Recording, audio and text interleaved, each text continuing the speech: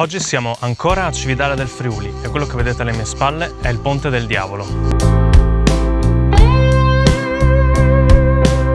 Questo ponte in pietra fu costruito nel 1442 e le sue due arcate hanno lunghezze differenti, in quanto il pilone centrale poggia su un masso naturale nel fiume Natisone. Rimase inalterato fino al 1917, quando, durante la disfatta di Caporetto, venne fatto saltare per rallentare l'avanzata nemica, inutilmente. Dopo che i tedeschi conquistarono la città, ricostruirono il ponte esattamente uguale a come era prima del loro arrivo e ci impiegarono poco più di 6 mesi. Il ponte prende il nome da una leggenda diffusa un po' in tutta Italia, secondo cui gli abitanti, non riuscendo a far stare in piedi questo ponte, chiesero aiuto al diavolo, il quale, come pagamento, richiese la prima anima che sarebbe passata per il ponte.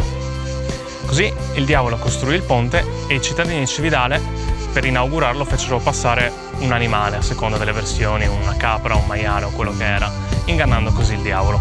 Secondo un'altra versione della leggenda, invece, il diavolo semplicemente sfruttò il masso presente nel fiume per appoggiare il pilone centrale.